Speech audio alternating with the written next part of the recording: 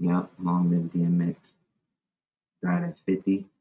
Long live Black Rob, who died at 51. So together, that's 5150, which is the psychological hold that hopefully was symbolically broken. Because you know when they put you in the 5150 hole, what that means, right? In law, that's when they commit you to asylums and stuff, and that's basically what they both were regarded to. You know what I'm saying? So, you gotta do the knowledge to that.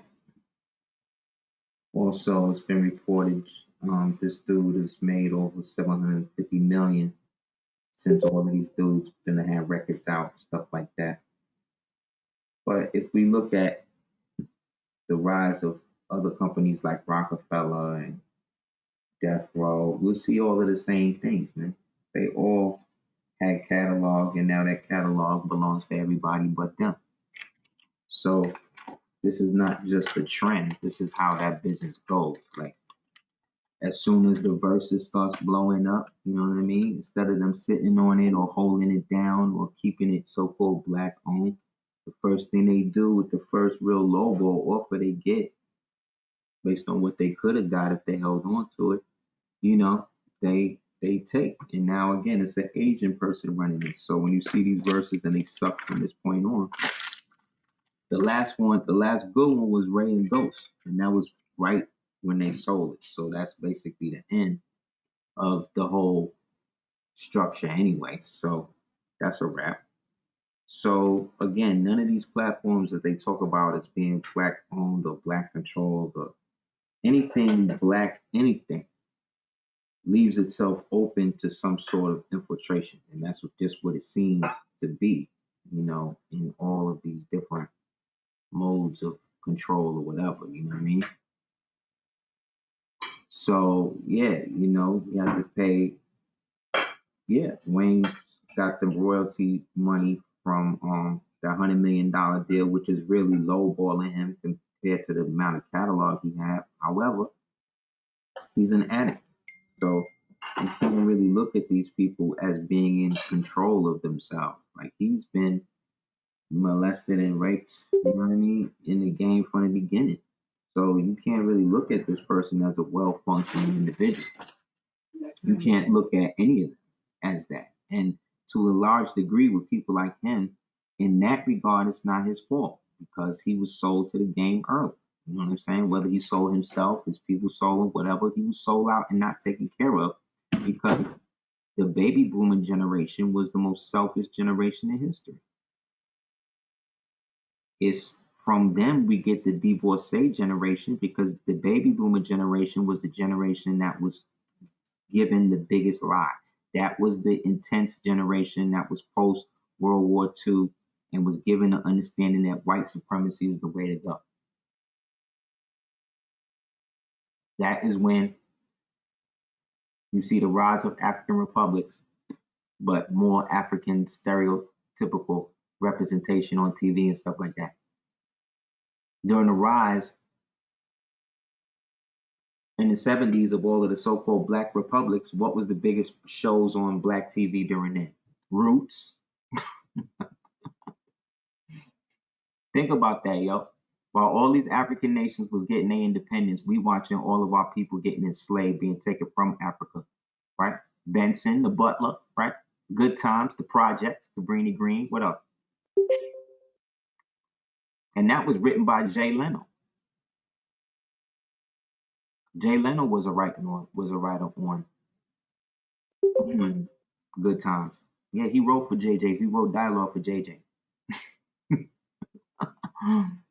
Okay.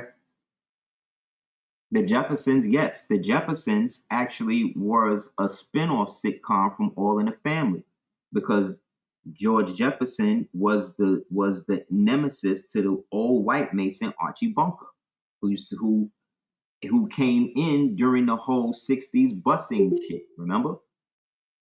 That's right when Carol, his daughter, had the baby. And Michael, who was Rob Reiner, right, was the aspiring liberal ACLU dude, right? But in the end, Archie and and George was cool because not only was they both Freemasons, they both knew that this black and white shit was just a way that they was keeping their family together and getting money. People like the Jeffersons so much, they moved that up, right? And then they give them their own show. Meanwhile, Sherman Hemsley in real life is gay. Roxy Roker's married to a white man. You dig what I'm saying?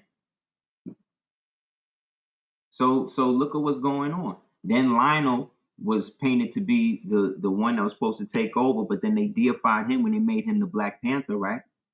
And then from the Black Panther, before then he was in the gang, right?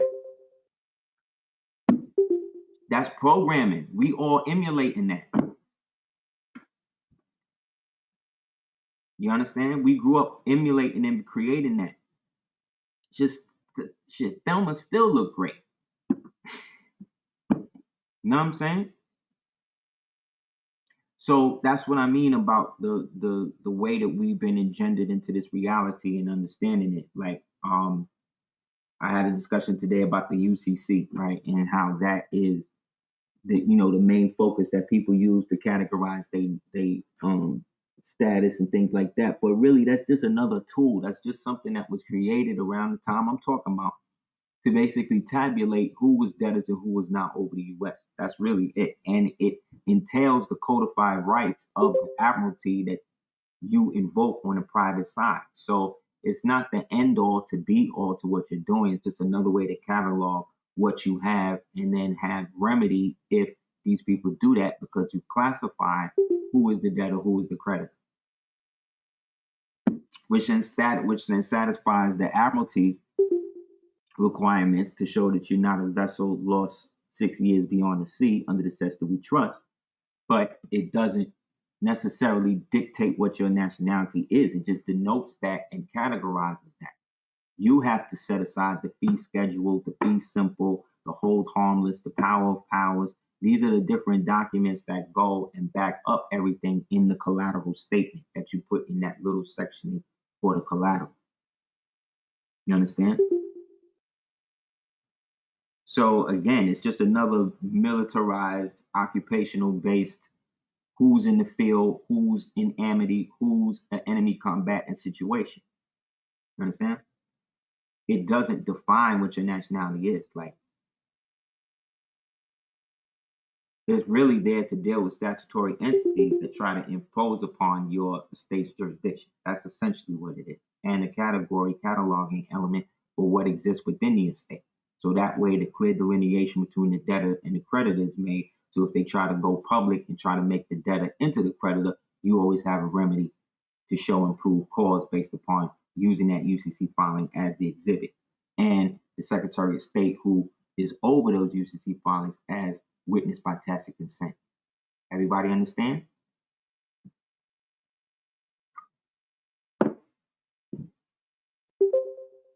That's why you never hear me go into it like that, because it's cool when you're setting the trust up and all that other stuff. But aside from that, you know what I'm saying?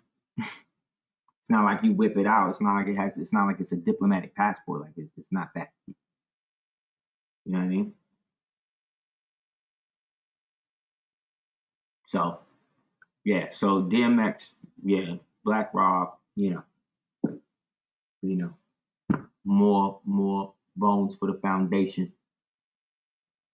So we focus more on the stories and the songs and the myths instead of, the destruction of these men's lives. However, they signed up for that at the same time. You know what I mean? Yeah, the Falcon and the Winter Soldier, that was really dope. I thought it was very poignant. The writer, okay, everybody saw the joint on Netflix about Deb Antony and Bimmy and like the Bahamas Haitian Jack and all of that, right? On that documentary, there's this lighter skinned black man who has an afro or whatever. He's the guy that's writing and he's giving commentary in that. He's the guy who, one of the writers on Falcon with the Soldier. I like the way that they show how the white man's the devil without getting into the white man being the devil. You know what I'm saying? That's what I think is dope. And I understand both sides of it. I understand because, like, as a kid who actually read comic or read comic books or read comic books and stuff, as a kid, I liked Captain America. You know what I'm saying? And it wasn't that I didn't like the Black Panther, but um, I did, the story, how he was, the shield, you know what I mean? It was dope to me. I didn't see him as a symbol of white supremacy at, you know, 8, 12, you know what I'm saying? But I see later, as I got older, they had to inject those types of themes within the book because now I was older and didn't see, you know what I mean? I'm an educated reader now, so I'm reading it from a different perspective. So now the stories gets more and more inclusive. So by the time the truth came out, the comic book that actually really showed Isaiah Bradley, I thought it was dope. But what they do with shit like that sometimes is makes like the book will be dope, the cover be dope, the story be dope, but then the art will suck. You know what I'm saying? So a lot of people, they was able to put a lot of people off from the book just because the art was whack. Right? Exactly, Donnie. The art was horrible. Exactly. They got this dude, Kyle Baker, I believe, who was the artist. And I never liked this stuff. But regardless, that's who they got. He was called the Winter Soldier because all of the Soviet black bag product operations in real life were put under the cold winter. You know what I mean? So the op was always like winter breeze, winter storm, like whatever. So him being a winter soldier was American kidnapped, brainwashed through the Manchurian candidate stuff and then brought back, which is basically a throwback to what they do in real life when they put these people through what they call total control in the military complex. That's why when a lot of soldiers come back, they not necessarily the same. Where they was the same, but the soldier thing triggers in them real quick because of the trauma they put them through to turn them into instant killers. The PTSD comes after the trauma. You see what I'm saying? But they are not registering what's happened to them as trauma. Why? Because the army tells them that it's training. You see what I'm saying? Training, trauma, it's the same thing. Programming, it's the same thing. Education is the same thing. We grew up with the lie. We were programmed with the lie. Now we're deprogramming ourselves with what the lies are, and then reprogramming ourselves with what we believe or know the truth to be. You understand? That's why you can't get it twisted and get wrapped up in earthly arguments that these people try to do because they're all in the same place we are, if not worse, because they are adopting identities knowing that the real identities do still exist. You understand? So the psychological dependency on the actual um, illusion is what perpetuates the need for the illusion to exist.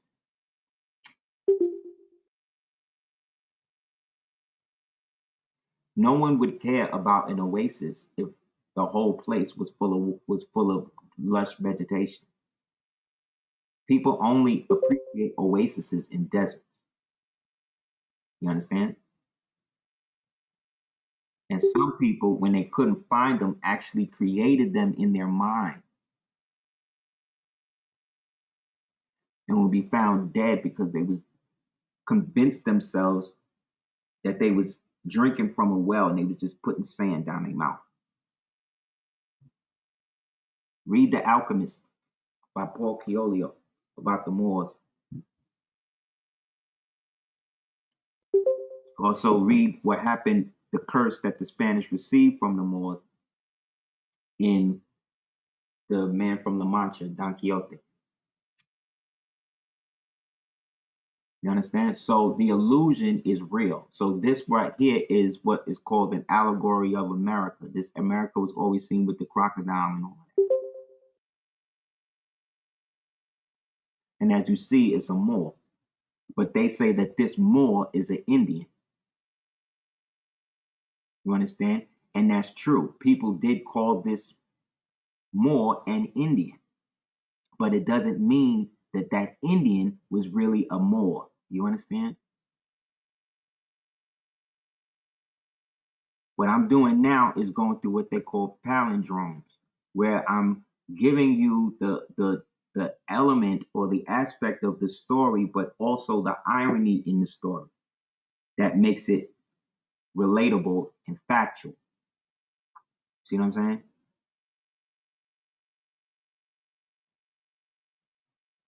What people do is program us with the story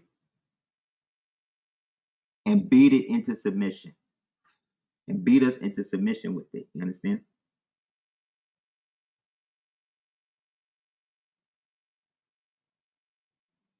So the running thing is Moors are not Hebrews, or Moors are not Americans, or Moors are not, you see what I'm saying? It's always that. But they never talking about what Moors you talking about. Who you talking about? What Moors you talking about? Who do you mean? Which ones in particular? That's like saying all blacks is lazy. Okay, blacks are lazy, but which blacks are you talking about? It couldn't be the blacks during what you call slavery, because these are the niggas doing all the work. So when did they become lazy? When you took their jobs, when you took their communities, when you took their means of influence, when you took their prestige, right? That's when they got lazy, because now they even when they try to get a job, they can't get one. So what do? You pull yourself up by the bootstraps. Like who? The Caucasian? These people you call white people who received everything based on government stipend to remake the country in the new image of this fake shit that these boule free black and white Freemasons agreed to go along with? That's what you're saying?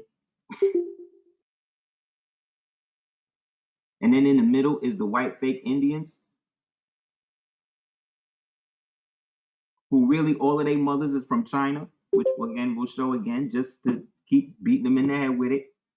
So the running line is Moors and we're not Hebrews, and Hebrews were not Moors, and this ain't right. But then when you look back at old tapestry imageries from the old College of Arms, right?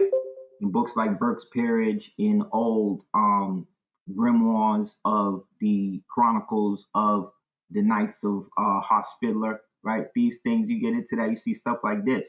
And as you see,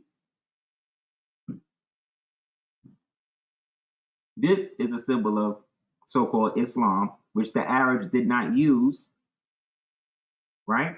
Because remember, the Arabs came into Islam late, just like the white boys came to America late. And then this allegedly is the hex alpha, which allegedly is the symbol of them being so-called Hebrew, right?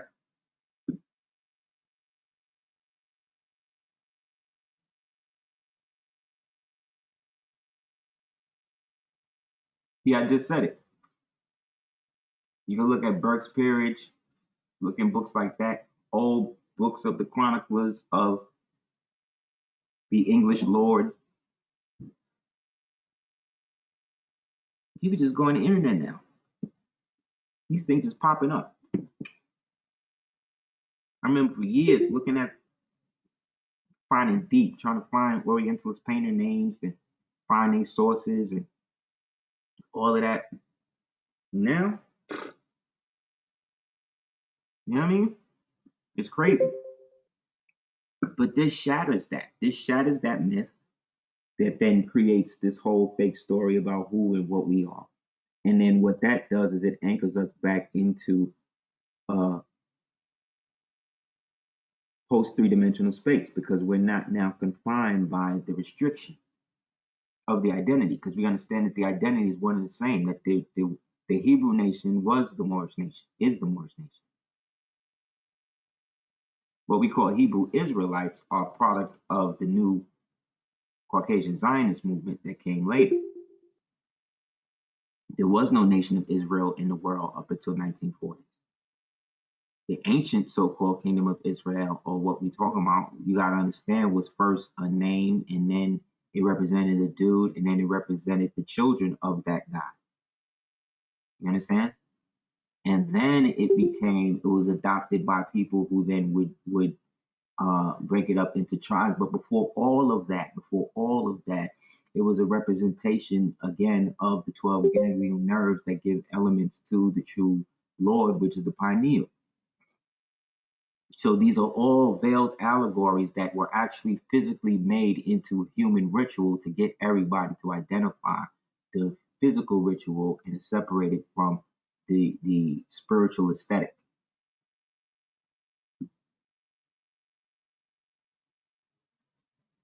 You understand what I'm saying? For instance, this is a Kabbalic term. Everybody knows Hiram, right? Hiram Abiff. That's the name that they use, and they glorification of the murder of the builder of Solomon's temple and all of that. And that's the hidden name of the original man that they use in 8 day. In the Moorish temple, there's the hidden name of Jesus that's supposed to go at or on the blood card of the sheep. It's only said amongst the adepts, whose secret name is supposed to be said amongst the adepts, based on the respect and reverence of the name and all that. So this practice of preserving the knowledge was eventually turned into a practice of concealing the knowledge. The more these so-called groups or so-called Freemasons and these people came into being, you understand? So one of the ancient names, or the so-called superlative names of the original man, is Adam Kadmon. Okay? So it says of him, this is from the Hebrew lexicon dictionary, and Kabbalah. Of him who is formless, the non-existent, also the eternal, but not first, is born the heavenly man. But after he created the form of the heavenly man, right? This is Adam ilallah. He used it as a vehicle wherein to descend, says the Kabbalah. Thus, Adam Kadmon is the avatara, or the avatar of the concealed power. After that, he, heavenly Adam, creates or engenders by the combined power of the Sephiroth, the earthly Adam. The work of creation is also begun by the Sephiroth, which is the woman, in the creation of the 10 Sephiroth, who are the Prajapatis, or of the Kabbalah, or likewise lords of all being. So what that's really saying is when I be saying like you exist or we exist in the reality by which everything was taken, and actually we won. We've actually transcended the reality. Everybody's peace is all in a blissful form. But we project the aspect of us earthly, that part which has descended here, right, through the so-called Sephiroth, right, which technically is the ovum, right, and then exist in the Sephiroth, which are the 10 or 12 spheres, 13 being Thoth, which is the hidden one, that we understand as the earthly realms, which correspond to the 9 or 10 realms that we read about in the old so-called Nordic mythology, right?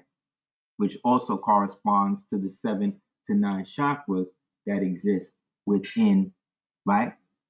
The Rama, when they speak of the high power from the Ramayana, in the Ramayana text. So you see what I'm saying? It's the same thing.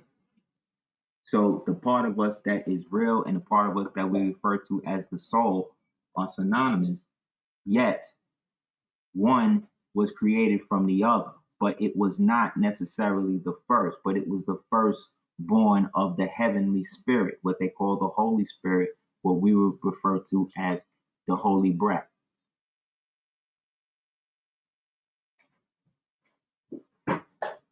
You understand what I'm saying? All right.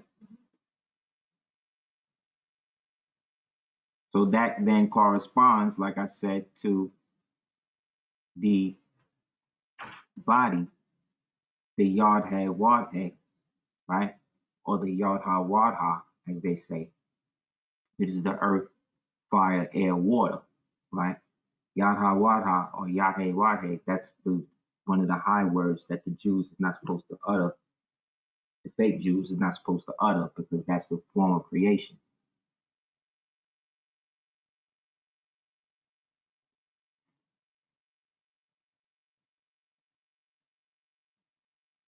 right? So we, being the creators of that, or the inheritors of that.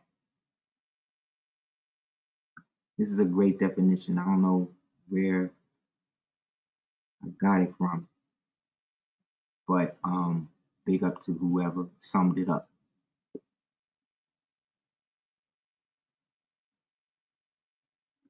Right?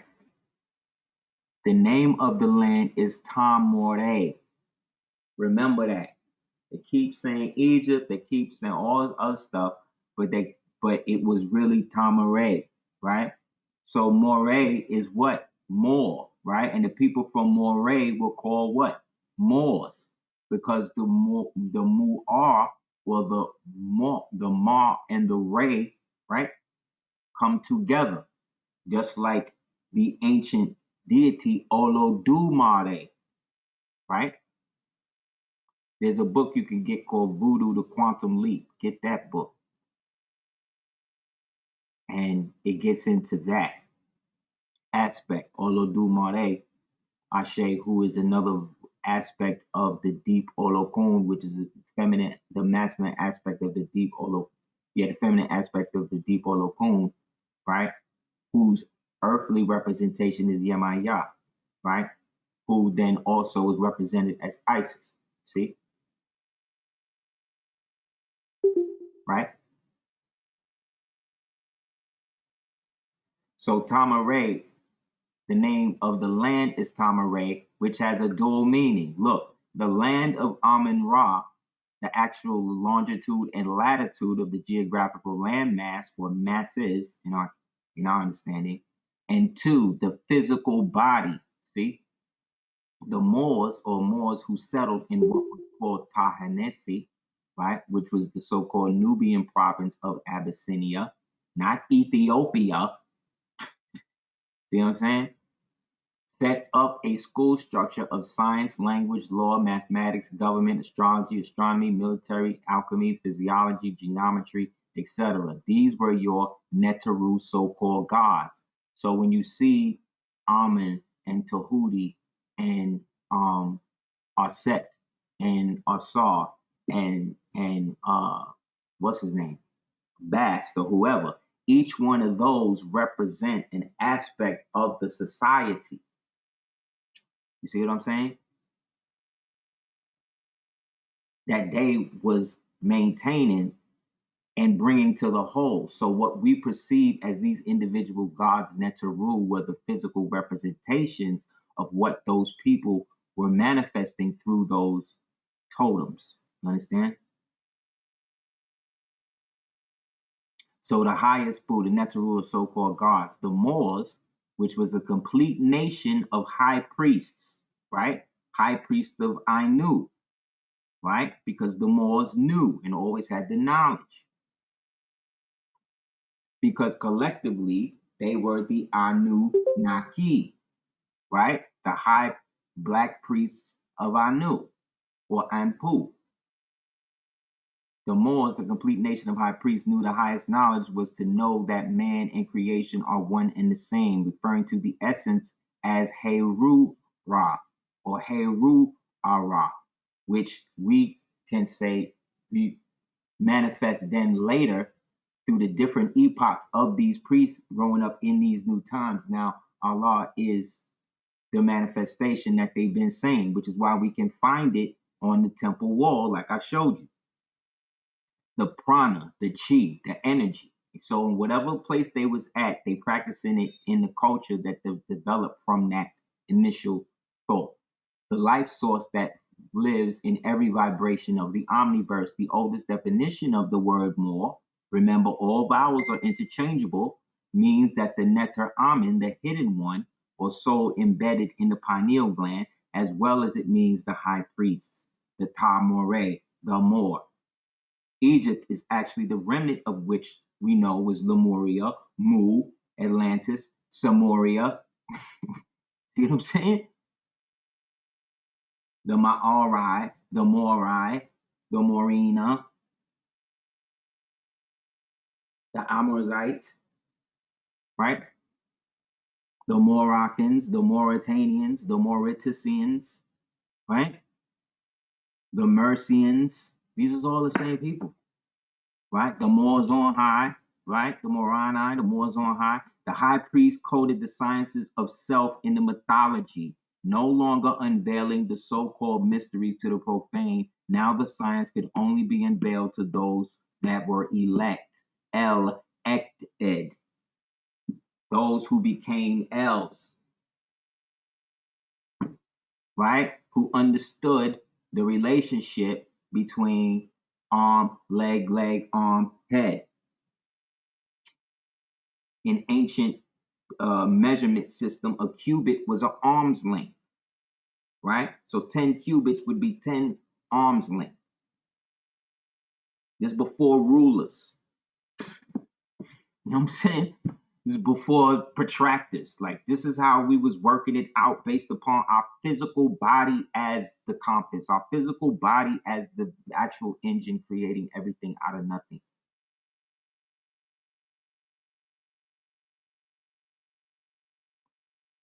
And you got to think of the people as a race of people who were dedicated to that. So wherever they emerged after the golden age of that became them again. You understand what I'm saying?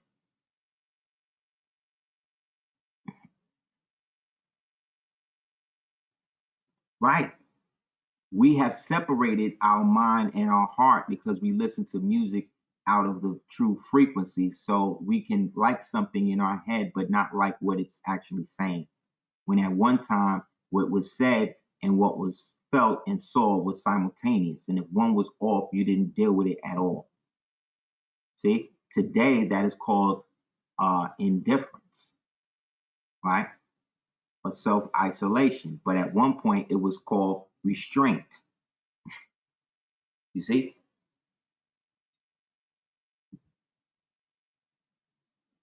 So the prophet said that we're descended from the ancient Moabites, Hittites, Canaanites, Amorites, right?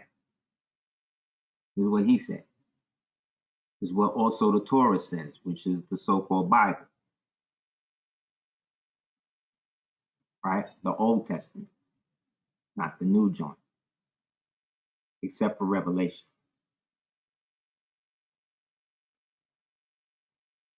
But technically, we're supposed to be reading it backwards from Revelation to Genesis, because we're in the Revelation now. You understand? Because the people who wrote it were taught by Moors. Remember?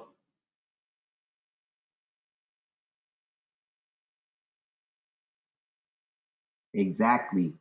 The Aton, the estate.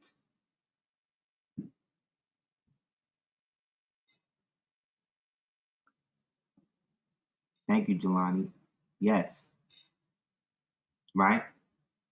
So the Phoenicians spoke the Hamitic Semitic language closely allied to the Hebrew Phoenician, to that of the Phoenician and Hebrew. Though different dialects, many practically be regarded as the same language. So the Moors, i.e. the Canaanites, i.e. the Phoenicians, and the Hebrews, who were the people who came up and adopted the Canaanite ways and translated it as Hebrew, would be the same today as if you was in a room with somebody from Puerto Rico, somebody from Panama, somebody from Italy, somebody from, you see what I'm saying? Spain. They all speak in a version of Spanish, right? But some will understand each other better, you see, based upon the familial ties of who established the language. You understand? That's why people think that because you're born in a place, a Caucasian person could be born in Italy today. Yes, they're Italian because that place is the Italy of 1965 or whatever when they established it. But that's not the same Italy that built the buildings and all of that stuff that they in. They're just speaking the language to go along with how they were raised, you see? But that don't make them that. Yeah, get the circle 7 Quran. Tell you when he talks about the Canaanites, that's the Phoenicians. The Phoenicians and the Canaanites are the same people. And they are then the Moors. And they all then are the high priests of Anu. because the Phoenician kingdom was adjacent to what we call the ancient so-called Egyptian kingdom, right? Because they was all from the same line, right, of Canaan, not Ham. He found the Canaanite language similar to his own language. Abraham communicated very well to his inhabitants of this new land and adopted the Canaanite language, made certain modifications. It became known as Hebrew. So again, they got it from what was already there. They weren't the progenitor, you see. They were the converts. These was the ones that was born after the dwelling in Moab, after the fall of what they call the kingdom, after Solomon did all he did, and then they were dispersed, you see. And then what bonded them was the fact that they kept the Sabbath or whatever in whatever community under whatever ruler they was at. Understand? They didn't have their own state and technically still don't, because the state of Israel today is the Zionist state created by the brutish, the decoy white brutish through Rothschild. Then we get the Muru of India literature. The Muru of Indian literature is none other than the Moro, like Moro Kush, which we also read about as ancient Abyssinia, right? Nubia, right? Where the Nilo people, the Nilotic peoples was at, the giant so-called blacks. The primeval Moro that was long ago lost to cataclysm. See, the four kingdoms from that was the Saka, the Maga, the Manga, the Masaka, and Mansa. Okay, the Saka, were the Manga, the Maga, the Masaka, Mansa, and Mandaga. The Maga or the Magians or the magicians were of the Maka or the Persian inscription. When you get the book Consecrated Talismans by Prince Uriel Bey, it puts it into greater context of who these people were. These were the guys running what they called the Moorian dynasty of ancient India. The Magi, the ones that came to see the Christ in the story. In real life, these are the melanosomes that visit the melacrites to create more melanin. You see what I'm saying? Remember, our knowledge base is coming from a non-physical to a physical. So what it sees as the physical is the representation of what we're manifesting it to be wherever we really at. But because we the oldest ones here, we were the ones with the longest memory, which is why we forgot.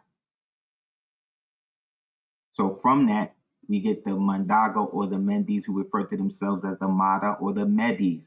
These Medis and Madas were the people they called the Moguls, the Mogul Empire of Persia.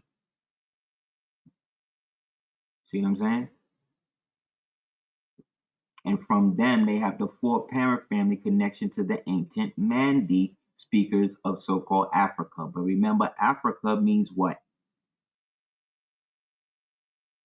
Residents of Carthage. Because Africa means Carthaginian citizens in the territory that they call Africa, right?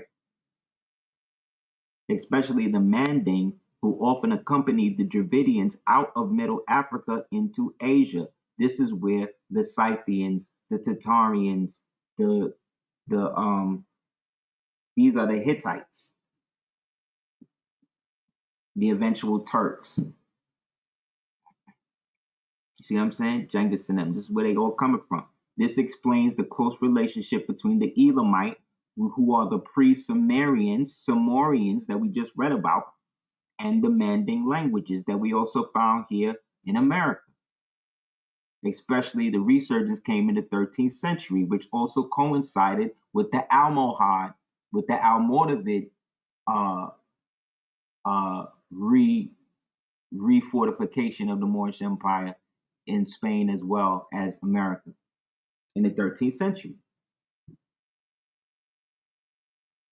The Kushite, the first cousins of the Kushite Mandi kingdoms lines of the Olmec Asians traveled from southeast of West Nubia to Sudan and formed the ancient kingdoms of the Mayas, the Incas, the Arawaks, the Carabics, the Chicawanas, in South America.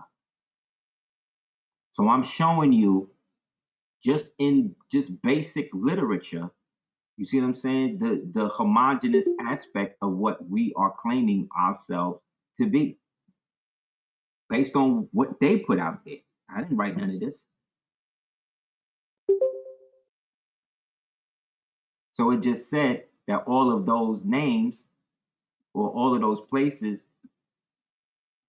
these tribes came out of that. That's why they called the real American Indians Indians, because of they descendancy from the Chandragupta Mauryan dynasties by way of the Olmec, who is really the Z. Islam? They're making it complicated. The Prophet made it plain. Once he laid it out, and you start looking at the data, who they saying these people are, we just went through it from non-physical, right, to physical, and then from the physical to what the nations are, and to the nations the rise then of the Hebrews. So you see how late they came in the game? Look, in 1639, Moors and Turks. In 1639, the first black Moor birth was recorded. So this is the first one that the British was able to record. Look at the dates. This is when the British got there. The Delaware Moors or the Turks were not considered to be slaves because during the 17th century, their home countries were in friendship with the King of England, which means what? Treaty of peace and friendship, right? Their ships. In 1684, the Moors arrived in Delaware and South New Jersey. Where was the first Moorish Science Temple of America established? Newark, New Jersey, right? Their ships were marooned off the coast. Many Muslims were absorbed into the Indian tribes. Most likely the Native Americans were friendly enough to keep them from starving, to welcome them into their tribes because they had similar skin features. So this is what the geographic book is saying, that these people look the same as the other people. That means they're the same people. This is what the white man's saying. I don't care what these Negroes is talking about, right? And because they presented no serious threat to the existence of the Native Americans. So where is the slavery? Where's the slavery going on? Where the slavery at? Where the Moors enslaving everybody at? Yes, Mahogany is Michigan. That's right. It's actually mahogany, because that's where they used to get all the mahogany wood from. Look it up.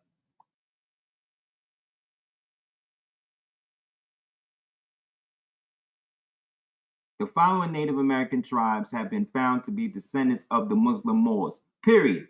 Period. Period. The Alabama, which is all of Alabama, the Alabama Moors, who started Mardi Gras. Mardi Gras started in Alabama, and then the Moors in the French as jurisdictions adopted it, and then popped it off like crazy. But it started in Alabama by the Alabama Moors. The Anasazi, the Apaches, the Arab Indians of Summit, the Skuskarki County, Newark, the Arawak. See? The Arawaks, that means the ones in Jamaica, that means all of them down there was Moors and descended from Indians, which is why they call them the Indians of the West, or the West Indies, or the West Antilles, because they actually descended from the ancient Mauryan Chandragupta dynasties of ancient India, coming all the way out of the Mandi kingdom, the ancient Mandi kingdoms of Meroe Kush. Then by way of the ancient priesthood of the Tamaray race of high priest Moors, who helped set it all off after the Great Cataclysm and the restart.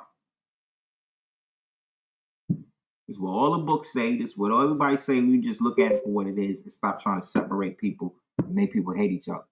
The Creeks, the Hassana Misko. Look at that. Hassana Misko? If you were Indian worshiping the corn and the dirt and all that, how you got all these Islamic names? Like Hassan. Didn't we sign the Treaty of Peace and Friendship in the time of Hassan during Ramadan?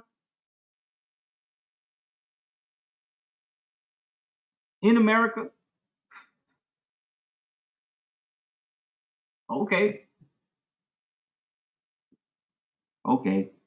The Mohegans, the Maccas, the Mecca Indians, the Meccans, the Mohammeds, the Mohegans, the Nanticokes, the Seminoles. I would add the Seneca, the Wabanaki, the Abenaki, like Anunnaki. See what I'm saying? Where does the dog of Anubis come from? America. That's the Zotalo dog with the bad teeth. Because the melanin is so thick, it don't let the teeth thing. That's the only reason why I wouldn't get one. Not for it ain't the jackal from India over there. Like they lying from Egypt over there. It ain't a jackal. That's what they did in the mummy. You think I'm saying? Like that's what they said. It wasn't a mummy. All the animals that these Egyptians used are coming from America. The hawk is an American hawk for Heru. The falcon. Meanwhile, they parading our ancestors down the street in a procession like that's a good thing. That's how you know it's not their ancestors. They would not be digging up their ancestors, Muslim as they are, parading them down the street and propping them up in museums. That's why Zachary Howard, the dude in charge of that, is a heavy 33rd degree, 32nd degree Mason over there in the Temple of Luxor, in the Freemasonic Temple of Luxor, doing all the rituals on them, eating the pineal glands, what they all doing. Look, this is from another source. A careful study of the names of Native American tribes revealed that many names are derived from Arab and Islamic roots and origins. The Anasazi, the Apache, the Arawak, the Araucana, where we get Arkansas from and Kansas from. The Chavin, which is the Chavin. The Cherokee, which is the Ananui and Tasalagi. The Cree, like in Captain Marvel 2. Right? The Hohokam, the Hoopa, the Hopi, the Maka, the Mahogany, the Mohawk, right? The Nazca, the dudes who did the Nazca lines from space, the Zulu, the Zuni. These are all Pueblo cultures, what they call Pueblo cultures out in the West, which was old Mauritania.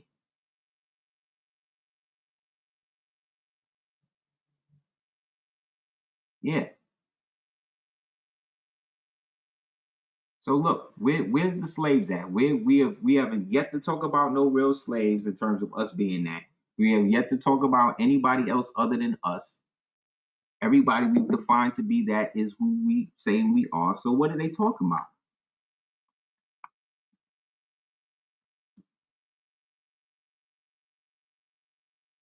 They're creating propaganda because all of these guys work with the government. All these guys is there to turn us into haters of our own selves to keep their Freemasonic ritual going. That's what they do. It has nothing to do with me or you and I not being in the club or hating that we're not a part of their, ritual system and all, and nothing to do with that. I just don't participate in things like that due to the sacrificial nature of it and how it still celebrates the murder and separation of our people. And if you deal with that, no matter how benign, you're being a part of that. The same way, whether or not I buy a certain product, I don't know how they're creating that. If I buy Nike sneakers, I in some way are participating in the child labor things that they doing to these children. But you see what I'm saying? If we gonna boycott one thing, we gotta go off on the whole thing. In regards to what we say and whatever, we still are at a stage where we are fortunate enough to even gather like this and bust it down. Where the other half of us is just duly participating in whatever. This is the Zolo dog. This is Anubis. Case closed.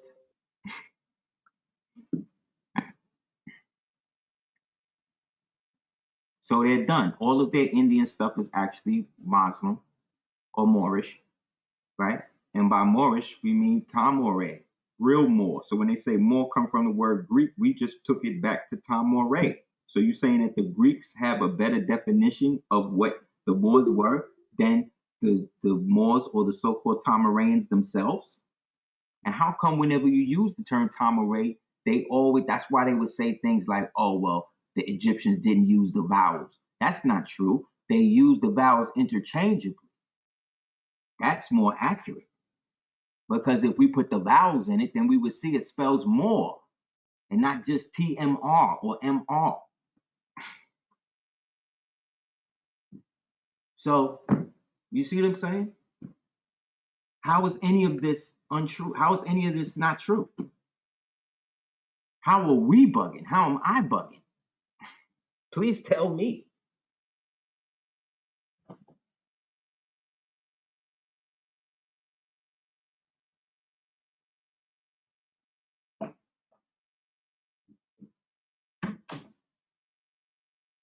Please let me know. You know what I'm saying? Because the way that it seemed like it was one way, the world was one way, something happened again, or maybe what we understand as the New Madrid earthquake, for instance, was just a aftershock of the initial deluge of what we perceive as the flood. This global warming stuff that don't exist. The sea levels rising and all that don't exist. They just get more replenished because there's an underground aquifers, and this part of the world channels the water from the other aspects of the 9 realms. So there's unlimited water. It's unlimited. It's coming from some place that they could never get to because it's coming from all things in no place at once. You can't stop water. You can never stop. Doesn't exist. Name one time in history that you haven't seen water.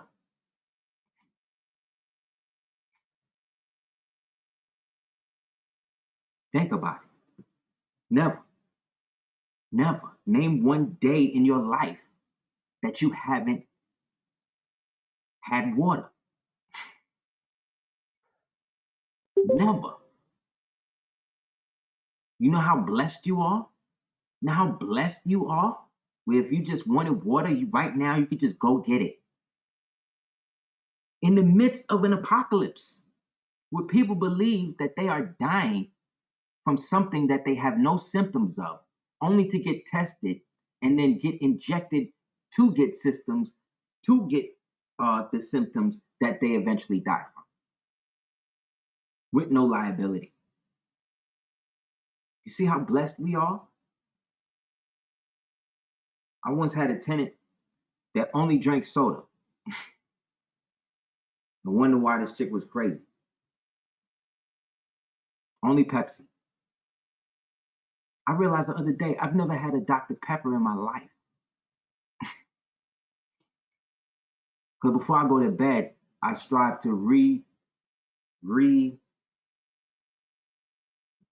incorporate myself before I disincorporate myself into the sleep, to the dream, which is whatever reality is in.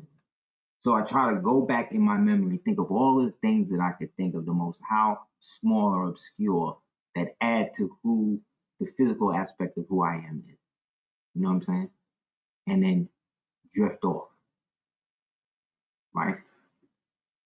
So in all of,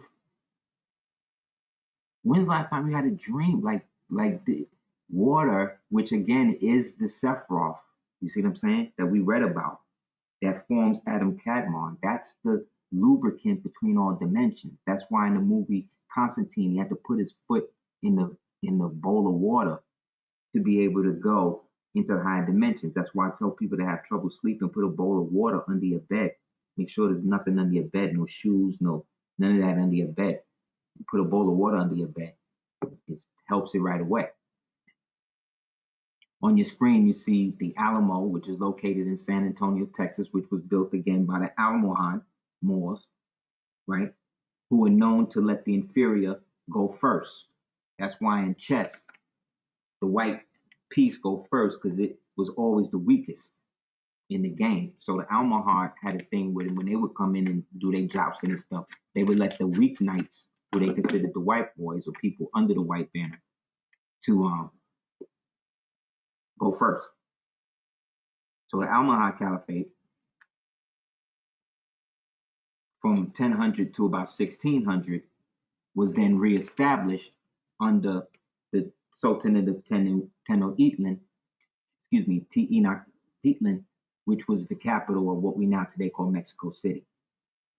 So a lot of the stories and the stuff they talk about it like that, they still are not putting out the fact that what we understand as Mexico was established through this Moorish Sultanate here in America. And that's what the Alamo was. And that part of the deal was that they would never allow any of the real Moors to go back and make salat at what they called the church, which was really the first mosque built back in the days. But it actually goes down further than this.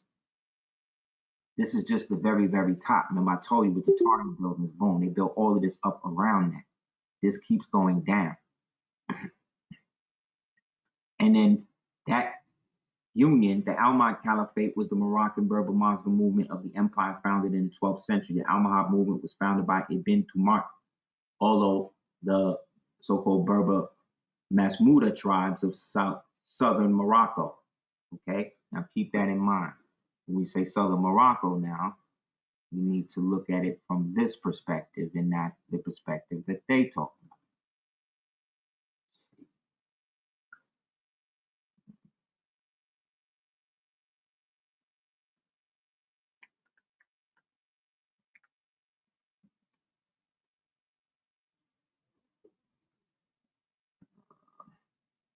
Give me 1 second.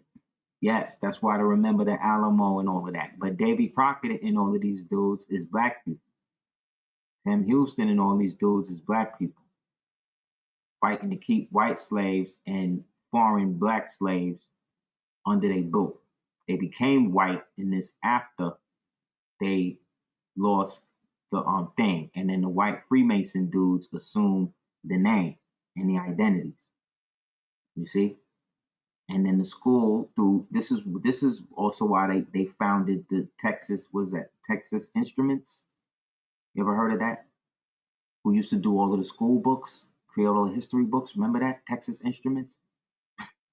That was a Freemasonic company. These are the dudes that put in the history like that for us to believe that all these people. You understand? See how far I go? How far back I go? And how much we participated and didn't even know? That's what I'm saying. That's why we can't act like we above getting duped. Like, nope. We grew up on that. So boom, we talking about Texas, right? We're talking about this. Or Texas, we talking about this, which is also old Mauritania according to the Congressional Globe document, Congressional record. You see? But then when we talking about southern Morocco,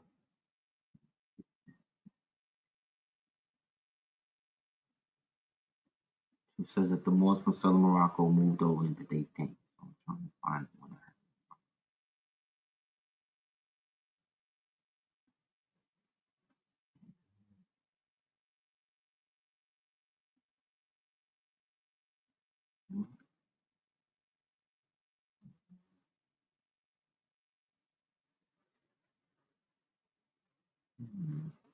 Give me 1 second, guys.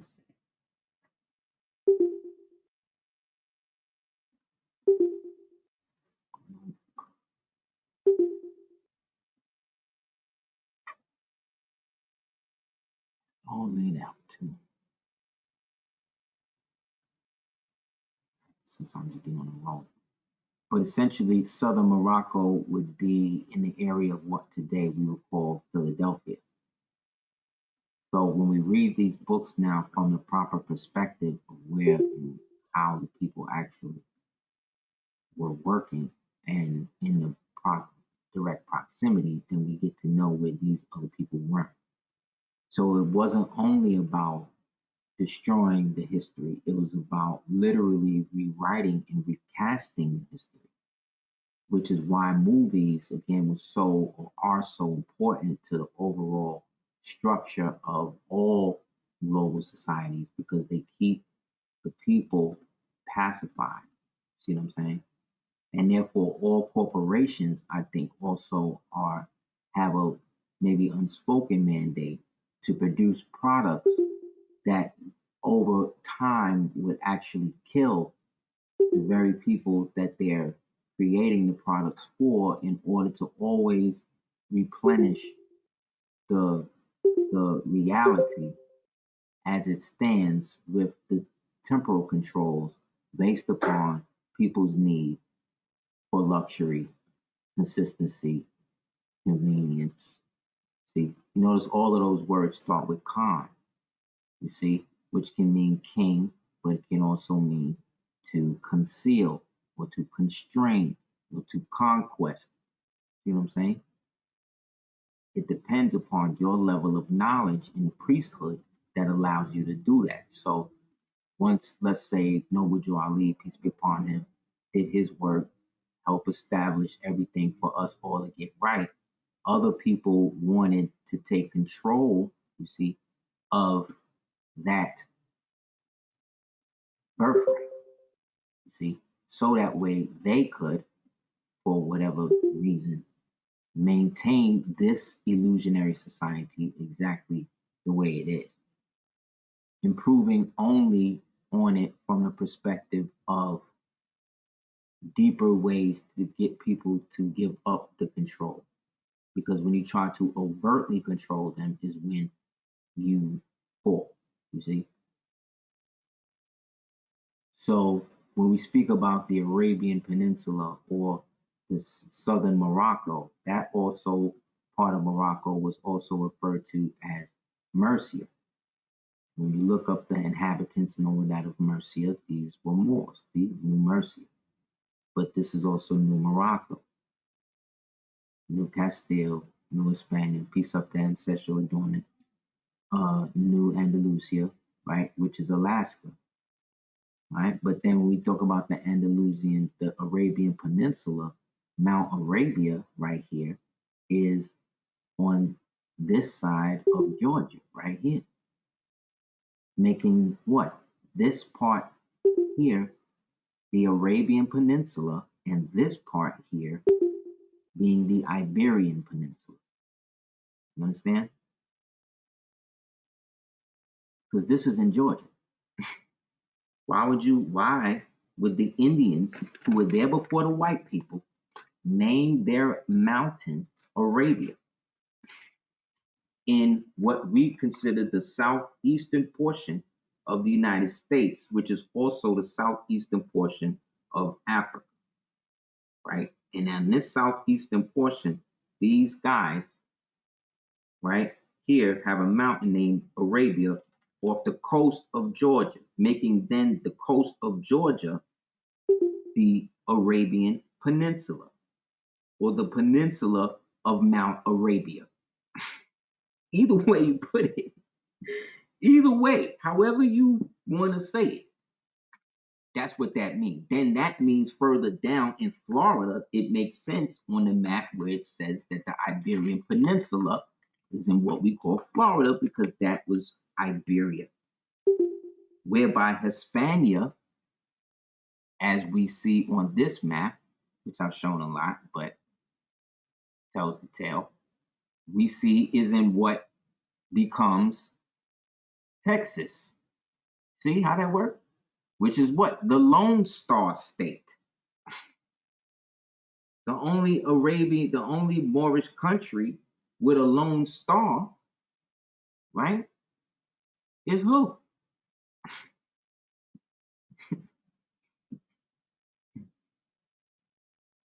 Look, you see how we just did that? It's Morocco, which is Grenada, which is Mauritania, which is Arabia. You see what I'm saying?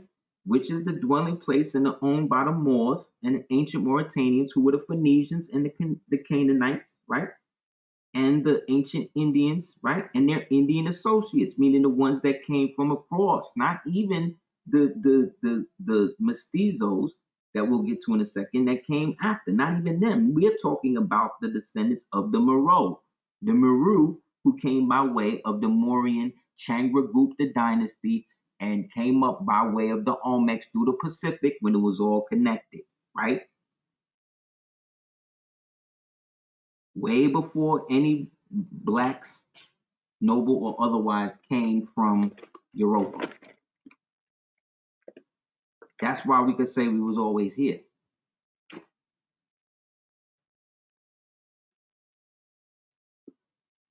Because once you know that when they say the family of nations or the human families of the planet Earth, this is what they talking about.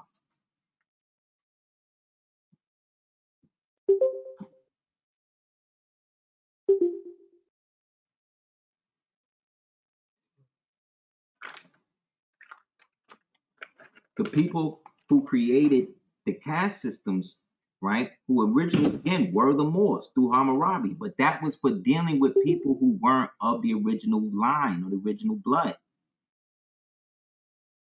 This is how you deal with them. They were not considered human until they got wrestle control. That's why all the movies they make of them is being inhuman, because it's their natural state. Not for all of them. Because remember, we also created races of them to fight against them. That's where the Italians come from. That's where the so-called Chinese today come from. That's where the so-called come from. Genghis and them created the Asians over there. The Moors of Spain and them created the Italians and the so-called Spanish and all that. Actually, it was a direct line. It was the Zambo. It was from the Moors to the Zambos. They was at the top. Then from the Zambos to the Chinos. Then from the Chinos to the Coolies. Then from the Coolies to the Chicanos. And then from the Coolies to the Mestizos. From the Mestizos to the Chicanos. And then from the Chicanos, you get the Los Indios, the ones who came over here, whose mothers was taken as Chinese women captives and sold to the Moors that was running the black clans and all of that at the time. And then they bred with them. And then this is where we get these Native Americans today. It's facts. That's why they all got East Asian DNA. If you from here, you would have more from here DNA than from somewhere else. So how are you from somewhere else claiming that you was here from 1,000 years ago? No, you got here in the 13th century as a slave to Genghis and the Tartary Moors that came with the invasion. And then the Moors from Mandi, who heard about it, came from Meru and all of that to hold us down because they was a part of the family through the Mansa. Remember Mansa Musa? That's when he got on the boat, made his cousin the regent, and came over here because he was a part of the Mansa, which was one of the families, right? The Mansa, the Mada, the Maga, and the Mandaga, right? The Mandis. That's why in roots, Kunta Kinte was Mandi, right? That's why in Amistad, Sing K, who was really Sing Bay in real life, when you really do the research, it was Sing Bay, he was also Mandi.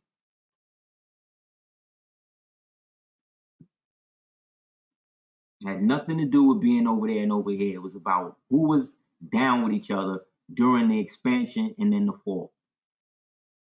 And then these Freemason dudes came in with their fake history and all of that to kind of put it all together so that way they could all get picked and keep us in the dark. We just went through the connection. You know what I'm saying? That's why, if anything, you get from it the actual connection of this coming into being, because that's what allowed us as a people to do that. This flag, this crest I'm showing you is going back to the 7th century, describing the Moors coming in. So it ain't got nothing to do with who is doing what or who's not, feeling them because the Moors did this. Like, I'm just showing you, man, we ain't get into nobody else yet. Therefore, the problem didn't start with nobody else. It started with us. These so-called white people are constant mediators in people's situations, but that's the European way. That's what we picked up from living up under them. But remember, our ancestors, the Moorish side of the family, was the one that educated Britain.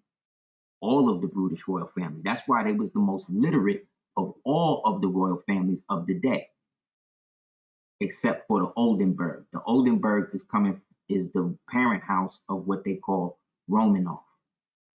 They are the oldest out of all of them. And as you see, that's because they trace their line directly back to Genghis.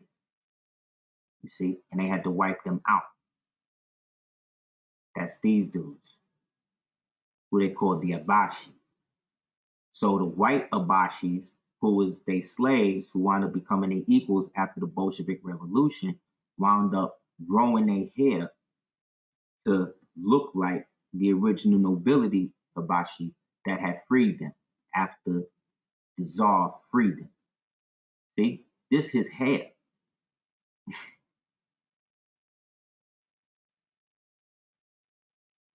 This the hat. This is the same hat that you see on the royal guards from Europa, right?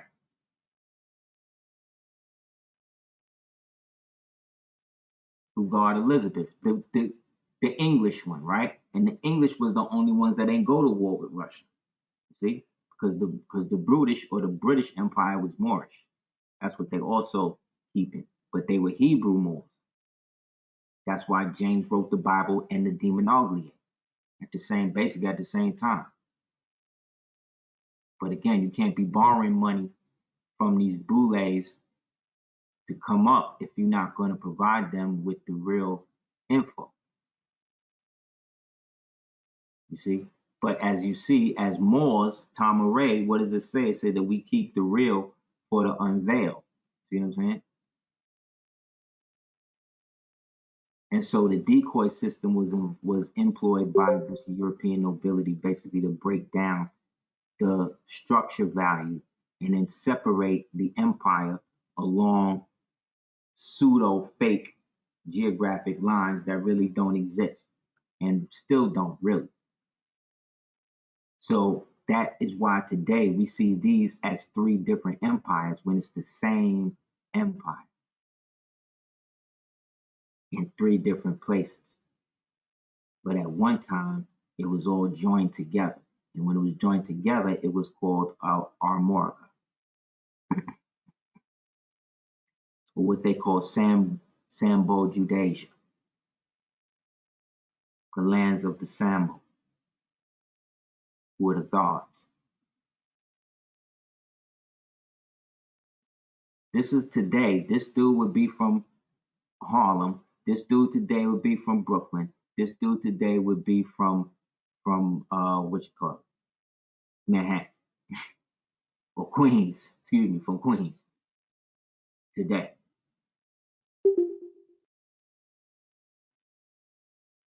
So what this also means, based on this New Madrid earthquake, is that if we look at it from the perspective of coming from that time period, that the actual what we call deluge actually happened a lot closer to our timeline than we actually think.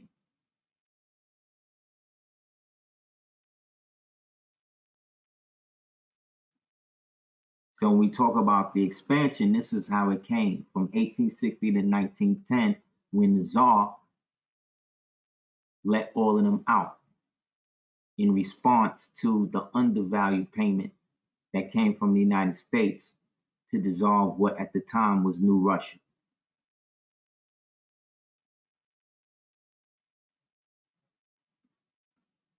Okay? And those lands of New Russia, again, were peopled by these Asiatic Moors. While on the other side, on the Iberian Peninsula side, right, which was over here, they are dealing with the other expansion. You know what I'm saying?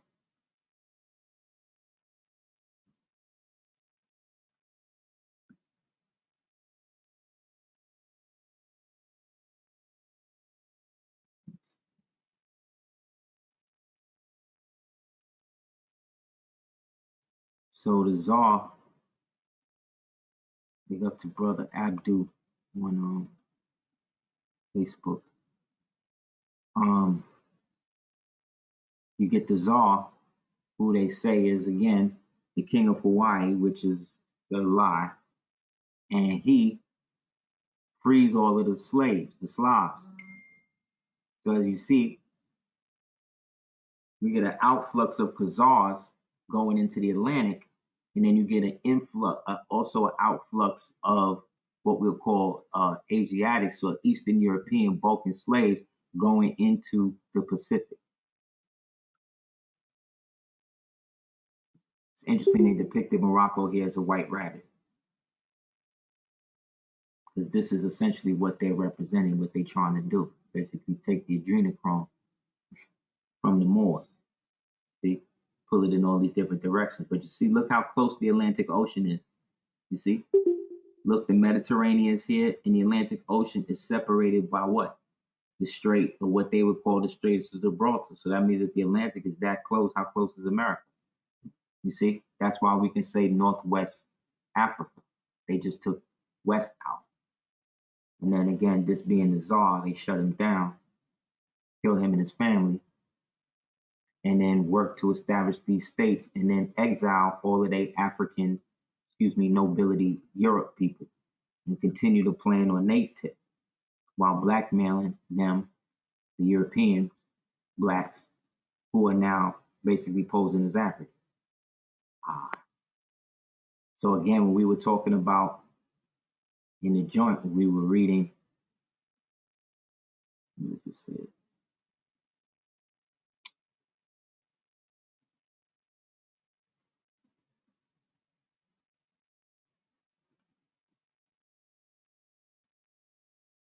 About Morocco,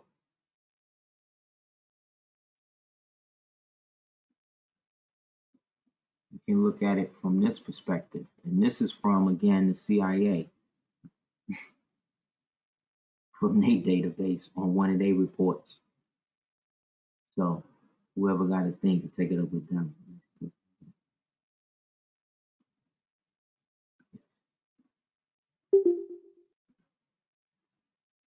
So that means if the Moors went to attack them from southwest Morocco, they came from here, which is what?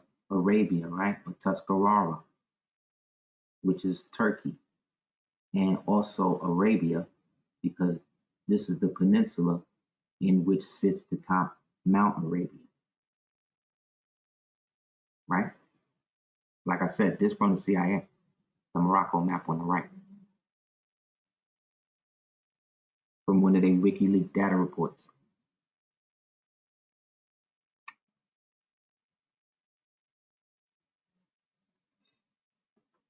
So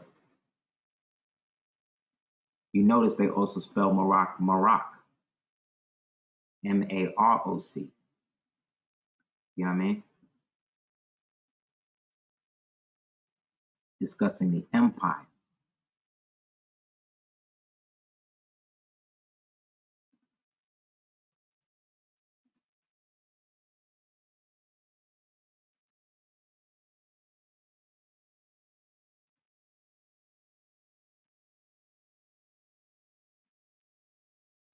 So these people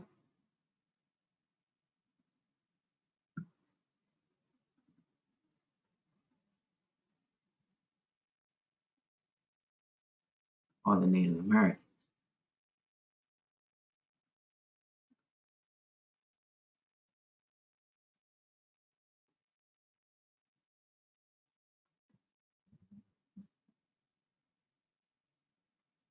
Hold on.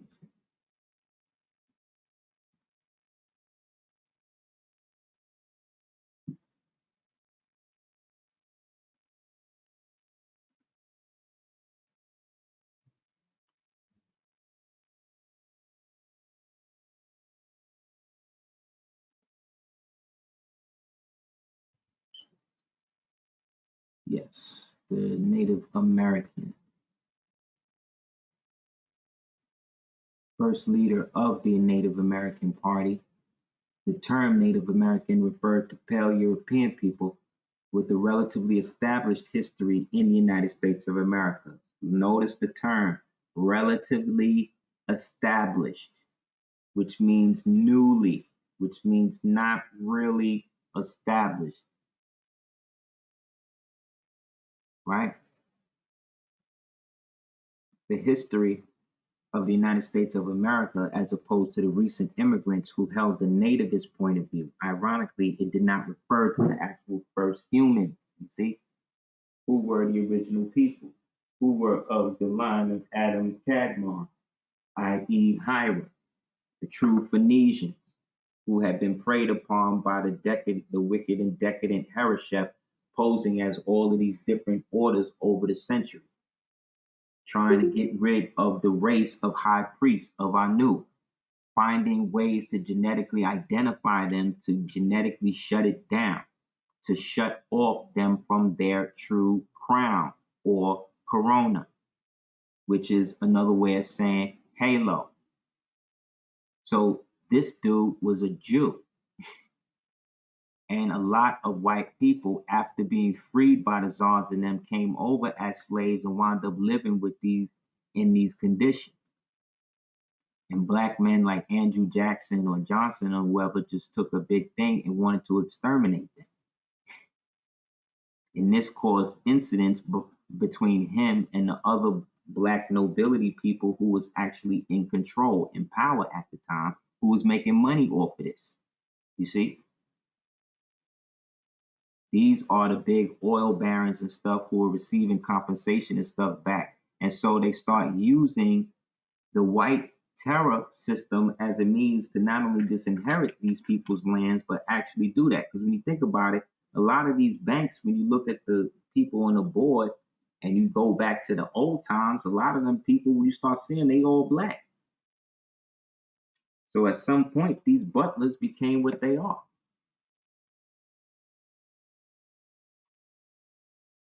They tell us that this was Joe Ben Solomon, and this was some other dude in the book, they said. It wasn't until Runoko Rashidi came out to prove that this was James Madison, and that this was the Sultan that was under his jurisdiction at the time. But like I said, the Quran and them say that his name was Joe Ben Solomon, but that was just probably his Hebrew name. You see what I'm saying? His Moorish name was Sultan Abdullah El, basically. But just look up the name of the Sultan at that time, of the time of peace, Treaty of Peace and Friendship, which was signed on the Delaware River, right? That's all up in here. Right in Erie, where they said, when you read the Clock of Destiny, it says that the last naval battle was fought with the Moors there, right? On the Battle of Lake Erie. And it was signed on the Treaty of Peace and Friendship, was signed on the Delaware River, 1787, 1786. It makes more sense than them saying that the Sultan reached Morocco across the water in 3 days. And it was some Arab dude that did it. Does that make sense? The forgotten cause of the Civil War proves it. It was white people being sold in mass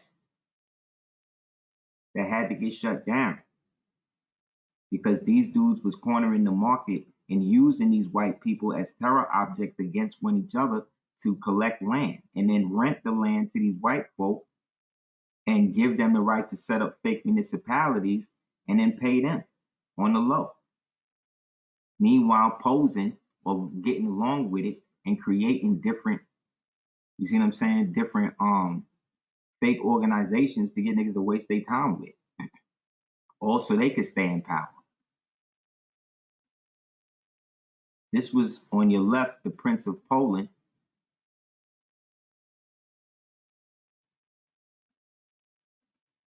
And on your right, the dude they call Hannibal or Hannibal, the Moor of St. Petersburg, he's actually the Tsar. They created them stories. And you know it because they said that Hannibal was actually Ethiopian. And Ethiopia and Russia was at war, and that allegedly he was a prisoner of war, and that Peter took liking to him and then brought him into court, which may or may not be true. But if it's coming from them, you always got a question. So you have a Russian Tsar on the left. You have a indigenous Russian, and then you have a Polish prince.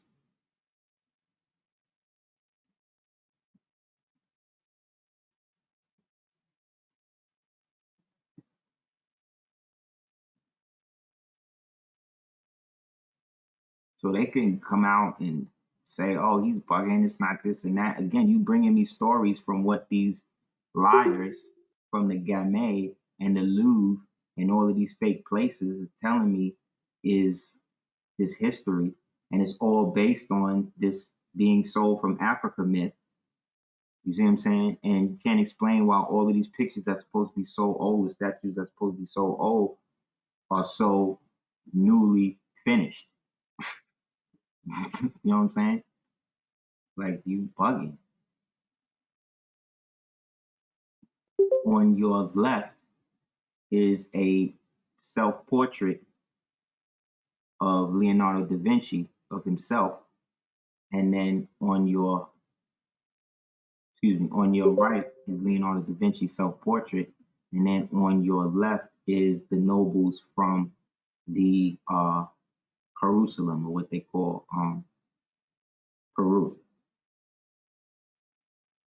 You'll notice the white Moroccan burnous they all wearing, along with the white and the red fez, representing the red and the white crown. And as here, as you see, Leonardo da Vinci is obviously a Moor who actually drew himself like that. So what? So he was accurate with flying and all that, but he didn't know that he was black.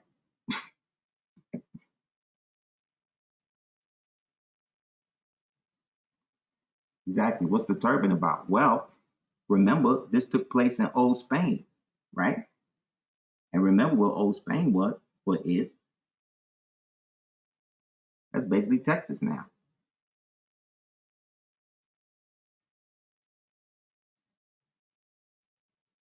You know what I'm saying? When we look at it now, but again, a lot of that old stuff was nuked out and all of that. That's why so much land barren in Texas. They made sure they destroyed and atomized as much as they could.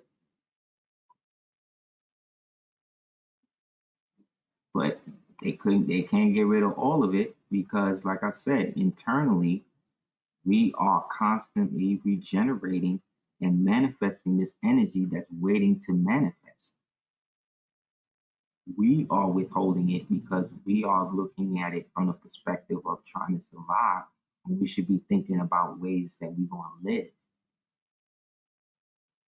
Surviving means that we're at their whim, but living means that we have our own jurisdiction in which the melanin and the melanocytes, right, mix and combine in a manner that allows us the free expression that we see in all of these movies. But that can't manifest if we're constantly being bombarded with outside influences, because each of those influences basically represents a virus that keeps us from reinstituting or uploading ourselves into the reality, but we're all still living like this. That's what these things are. You could drive down the street past the stop sign and you stop, and then you keep going and never think about that stop sign again. But that stop sign has done the same for everybody else that's passed before it. You dig what I'm saying? So that means that the stop sign is always there. It's whether or not you are in a position to use it or observe it to use it. You understand what I'm saying? These niggas been on it since this guy. This guy right here is Flavius Josephus. He's the Lord, the master of all of the lies that were translated by others that he levered from. He started as a Roman who killed mad so-called Jews, so-called black people, and then eventually got struck and decided to become a Jew himself and became like the head Jew for these Khazarians in their little community. But these Khazarians was under the greater Hittite Empire, i.e. Turks and stuff. So they only had limited jurisdiction around them. But eventually he able to get to Rome, and so he became one of the chroniclers for the Romans. You know what I'm saying? And so from the Romans, they did that. And so this is all mocking us, because this is how we all dress. All of the ancient books and temples and all that stuff y'all we read, everybody's dressed like this. The people that's not dressed like this was usually the slaves, right? Look at what they doing to the black man. This is them after they took control of the temple. And this was the last vestryman. You see? Mocking him, because now they done took over. Yes, because that's what they doing. Look at him. He's not happy. He's the last vestryman. It's the last Moor of the temple that they done now took over and turned into some orgy place for them to get their stuff off. You did? And this was what's happening all over the country, all over the world. Them attacking Moors, breaking Moors down to the point where the black Freemason societies was the only place that they felt they could be that. But again, you can't, because all of them people was already dead when they joined. You see what I'm saying? So any place where there was mosques or anything like that, real temples, they shut all of that down. And then the only way you could know about it or real, you know what I'm saying, would be through them. Because that's what was predicted would happen. Because we fell into or descended into the physical space that allowed them to exist. You know what I'm saying? Due to our lower nature in using them as engines of war against us. So eventually, the homeless ones, you see what I'm saying, wind up taking control of the house. Okay? Because ain't no people that lived in stuff like this, built no pyramids, built no nothing. You dig what I'm saying? But through these lies and through the recreation of history and the participation of those in our societies that allowed them to do that, see? Like I said, Dr. York even told us with the real Islam and the fake Islam. So just because they put on a turban and a fez and act like they this that don't mean that the actual thing that they wearing is theirs, or that the fez or the turban is evil. That means if you look at it like that, that means there's something in you that believes the worst about your own people. Because ain't no white people in history ever wore no fez and turban as an actual life choice culture thing after 1900s that wasn't owned by somebody that wore that. Or wasn't in the position to be under it. You dig? With the introduction of the false Muhammad, right? Musalamat ibn Habib Hanifi by St. Augustine, the real Muhammad was misplaced. The real Quran was misplaced, and the Jews and their conspiracy got together with the Jesuit priests and the Catholics. You don't tell me you don't know the Catholic Pope is a Jew. He wears a yarmulke and he prostrates, blah, blah, blah. Musa Lamed came from the direction of the Radaya in Arabia, right? With his God named Rahman. The new Quran was the main piece in the Vatican's game to bring the Arabs under the Roman rule. See? This is from his book, Mohammedism. Originally, it was in the book he did call 100 and something questions to ask a Muslim, I believe. So most Muslims have never read the original Quran, right? Which was in the possession of Fatima, the daughter of the real Muhammad. So this new Quran, which was the possession of Fatima, whatever, this new Quran was put together in Rome, right? And that's the Quran that they put the what you call it under. The Muslims that come in under their system, they make them swear under the Roman Quran. The sister, if you look up the sister who became the first black Muslim judge or something, Look her up and look up her inauguration and look at the Quran that she's holding, and you'll see it says the Roman translation of the Quran. So you already know what that is. You know what I'm saying? You can't serve two masters like that. Not like that. And so in Rome, to give the Catholic priest named Waraka ibn Nafal, see, who worked with both the real Muhammad, convincing him that he was the final prophet, and the fake Muhammad, convincing him that he was the final prophet. Which bears fruit because one of this dude's students was a dude named Arthur Wasserman who converted to Islam, and he's the one who told them that they should take all of the pictures of the black Muslims who started the culture and all of that dance. The more they anchored it into the Europeanized Persian religion.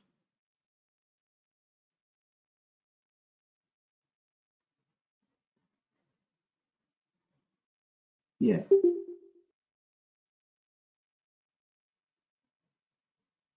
exactly.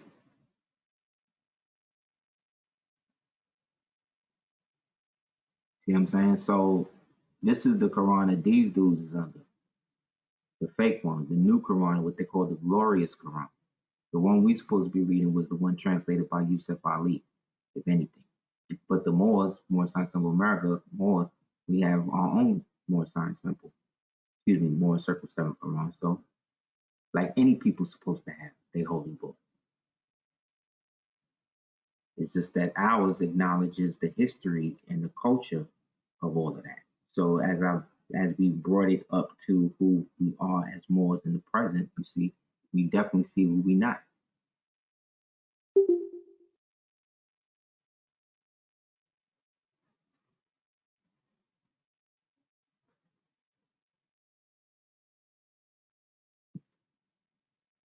Yeah. But remember, Ethiopia is the Roman translation of Abyssinia. You see what I mean? So the question bears, why would Selassie name the country Ethiopia instead of the ancient name? You see what I mean? But why would he name it that and not the corporate name? You see? That's the problem.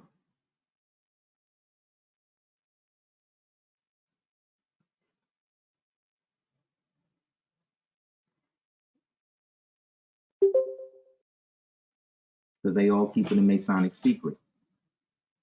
You understand? Everybody that they told us was black and all of that was white because of the influx. This is also why they hated the Russians, because the Russians were the original Asiatic Americans. You see, and then by blood connected to the so-called West Indians. You see, who were all basically post-Atlanteans, Lemurians, and all that. While those more up in Europe that descended from the Grimaldi line, get the book Sex and Race, volumes 1 to 3, and you'll read about the Grimaldi aspect that is the royal line that they all are supposed to descend from. The oldest being the Oldenburg, being the so-called Romanov, who they killed off. I'll show you the real Romanov family in a second. So remember, the influx of what we perceive as the modern pale European and pale Asian running the country stuff all happened between 1860 and 1910. See? Coinciding with the New Madrid earthquake, the War of 1812, the War of Russia, Napoleon against Tartary, against Tartaria, the eventual Civil War, Reconstruction, right? The creation of the KKK, the last of the so-called Indian Wars, what you call it, what was left of the original oil barons, right? Slowly starting to see things switch up, all from this.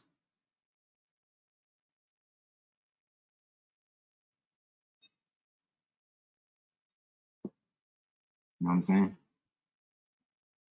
Create the reconstruction, put everybody under the history that black people is niggas, niggas are slaves, create the minstrel industry with niggas like P.T. Barnum, another black man, and Bailey, another black man. When the last time you met a white man named Bailey?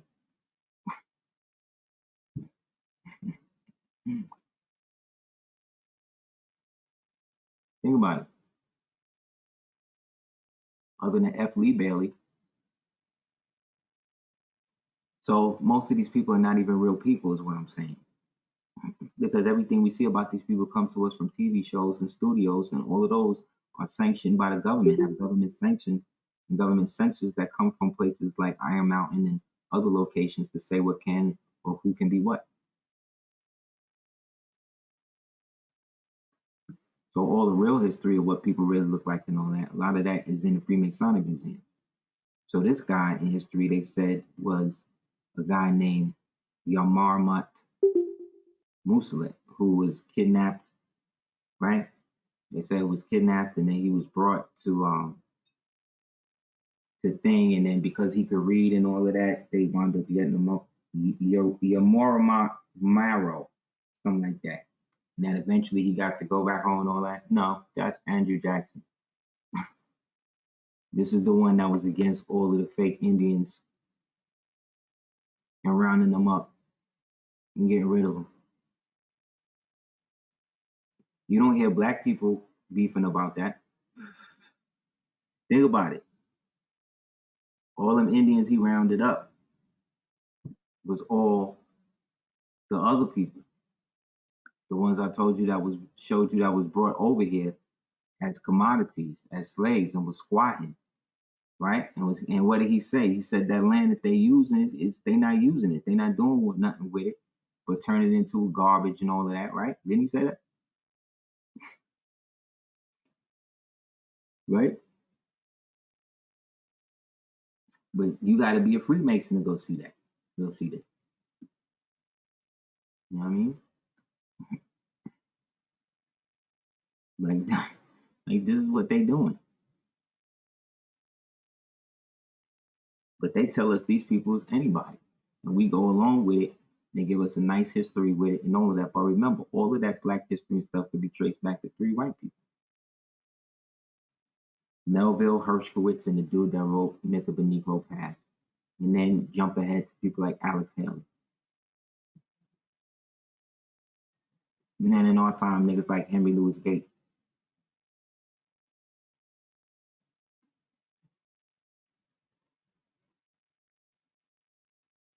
You know what I'm saying? Like, you gotta remember, man, these dudes was at a different time and they had to work and be around certain people. And we don't really know what the situation was. We can only go by the positive aspects they did. But this is Walter Pleckner. This is the dude who set up the racial hygiene thing to make Moors into Negroes and make that the household word to describe naturally born Moors, i.e. American Indians.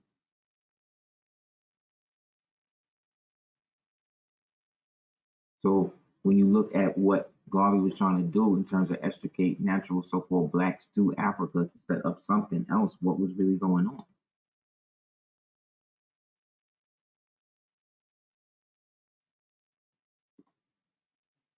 You know what I mean? Like, it doesn't have anything to do with him because, as you see, they turned on him. And who turned on him? He told you.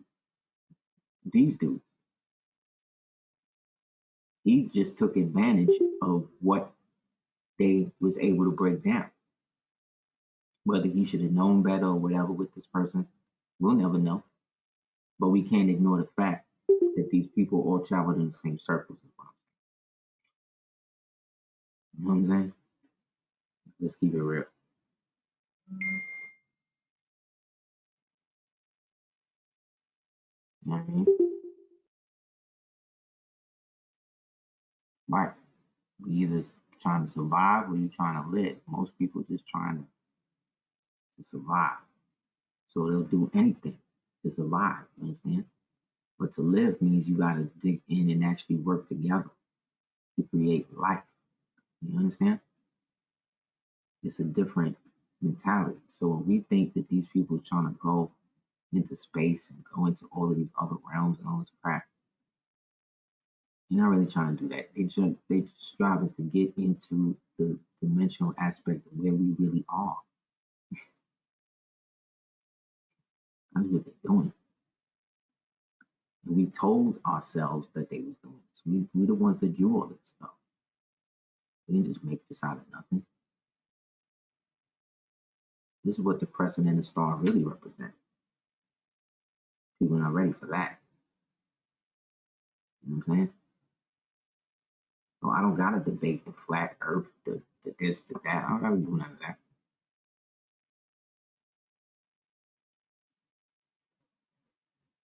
It's already there.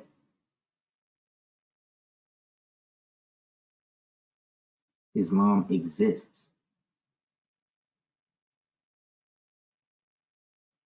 Islam does not. Islam means peace. Islam does not mean Muslim.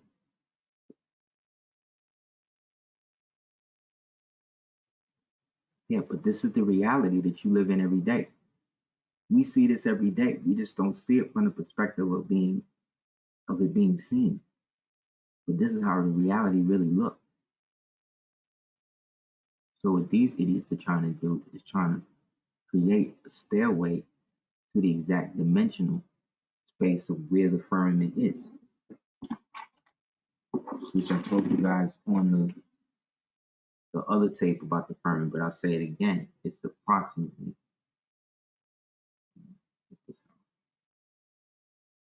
how it works. So you got the top view, and then you got the bird's eye view. Right?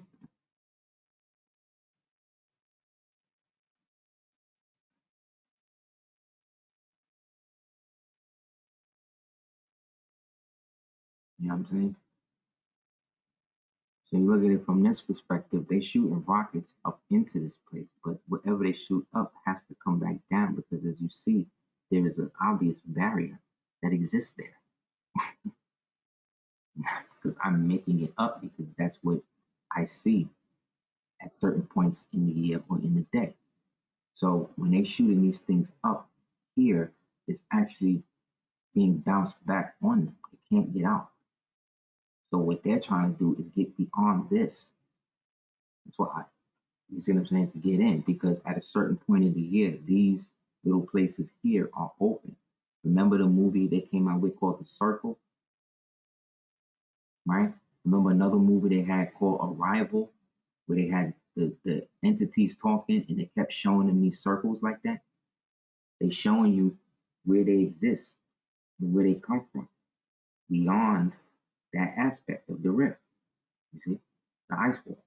So within certain times in the year, you can get through and get past. But when you get through, other things can come through. Understand? Yes, the movie Arrival. Look at the shapes that the aliens were showing when they was communicating with them. They all look like this. They all circles within circles, which essentially is a circumpunct, but is actually the vertical version or horizontal version of this. And then there's an ice wall around this. And then there's land, and an ice wall around that.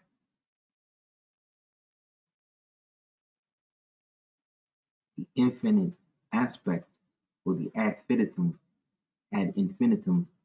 ad astra aspect of this is what allows us to dream and go beyond the mundane circumstances that we find ourselves. That's the only reason why we can exist, because we go to the places that they can't. And so they create ways to get us to navigate beyond it. So that way they can view it through us, through things like remote viewing, you see, dream catching, all of this type of technology that is all real, that they've just revealed is all real. So everything that we've been seeing is real. So there is no conspiracy theory. The only conspiracy is why people are trying to promote the idea that the government or any government on earth is trying to help any aspect of mankind. And they've all agreed to the Agenda 21 situation. They've all agreed to the trilateral associations stance on things, depopulation and all that. So every government in the world is guilty, you see. So all this stuff has been real. You can keep going.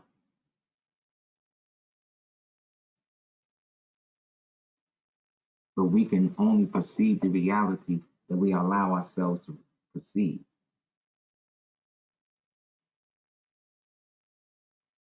All of these high places that they keep showing us are places that have actually or do exist, if not any place within the mind's eye. So when we are entertained or give physical energy to what we are entertained by, it gives energy to that aspect of it being real, wherever that is.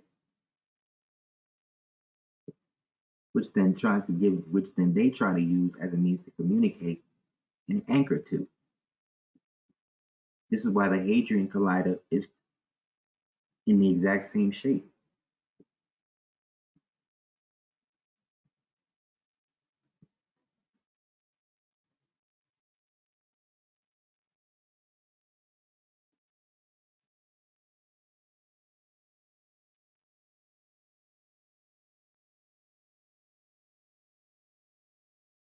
Exactly.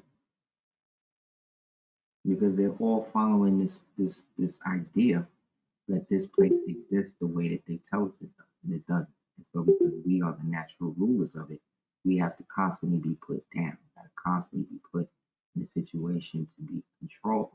And so every aspect of the world is under that network of control. So this has nothing to do with conspiracy, whatever. This is just what it is. And that control, the faces of all of this is Caucasian people. But if the devil is a liar, then that means that if the faces of this is Caucasian people, and they keep telling me that the people behind them is alien, then it must be something that's alien to white people. What's more alien to white people than black people?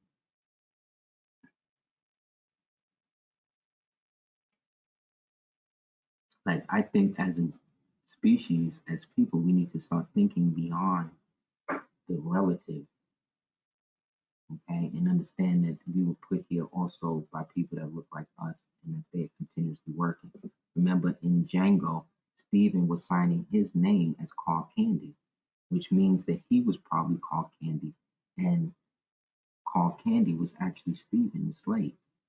But they were playing the role, which was the opposite.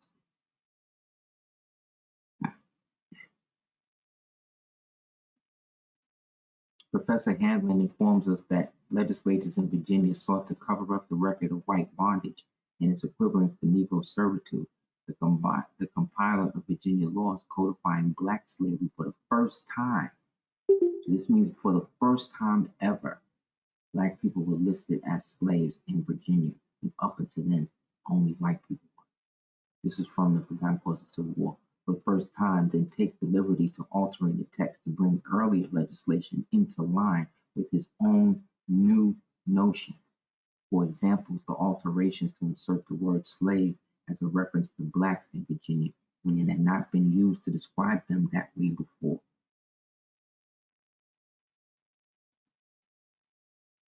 That means free or not. See?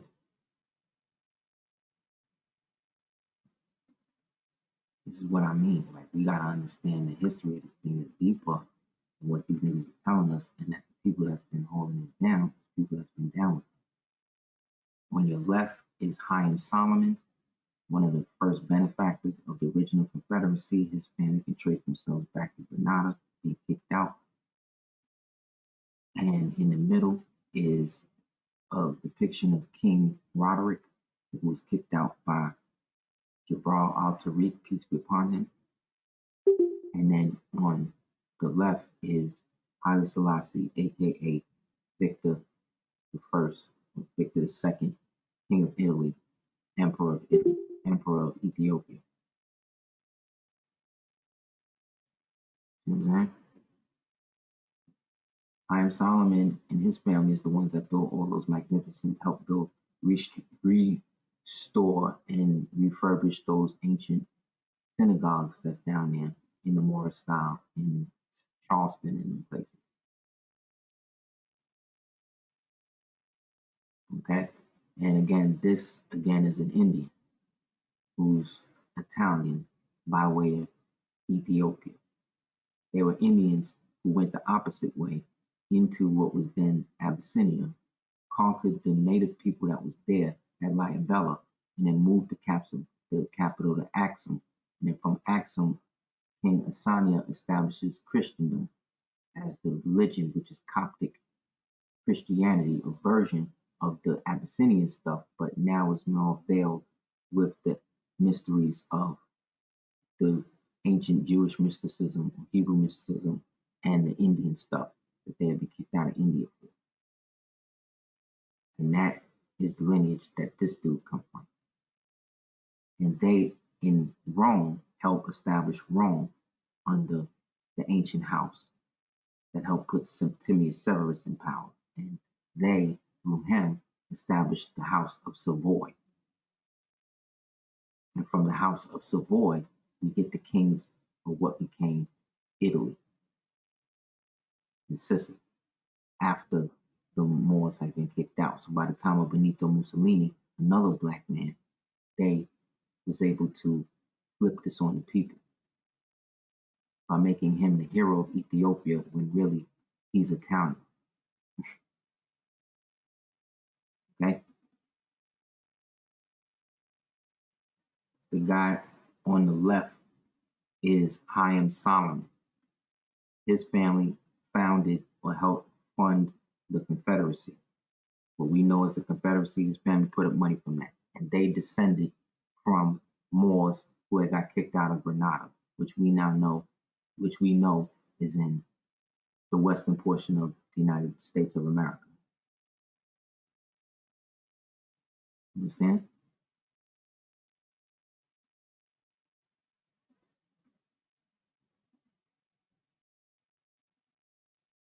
This is the world that it's trying to get rid of. So this again being Iberia, i.e. Andalusia, which was a part of the Iberian Peninsula, had to get shut down between the years that they brought all these Europeans over here and then made them think that they were the ones that built it up. And then knocked down all the stuff that was specifically detailed to us. See what I'm saying? And them busting down a minaret. This was Florida. Ain't no white people built this.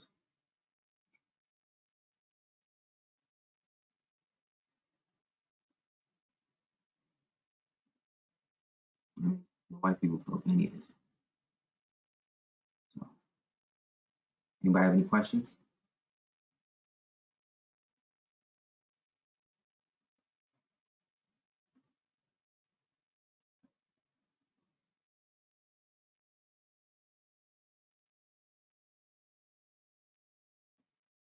I bought one the other day. This is where I live at. There's a canal, and we keep plants with a light garden.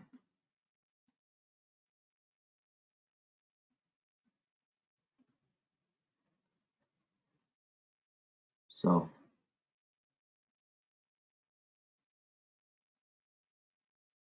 a good jurisprudence book is Bouvier. If you get Bouvier's first or third edition, it's pretty good.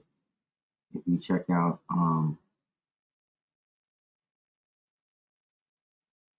Islam, if you check out, of course, Black's Law to the fourth edition, if not the seventh. Also,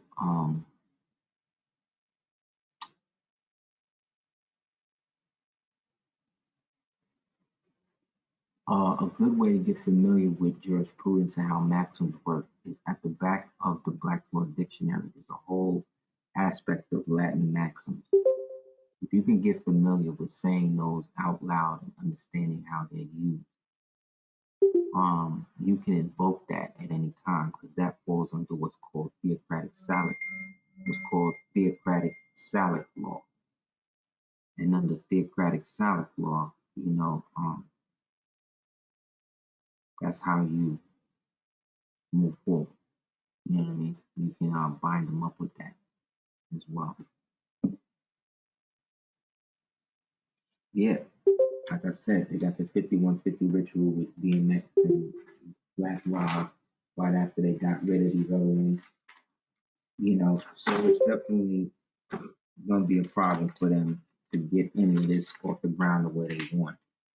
But that doesn't mean they're going to stop trying. So in the meantime, it's best, in my opinion, to get understanding as to how this works.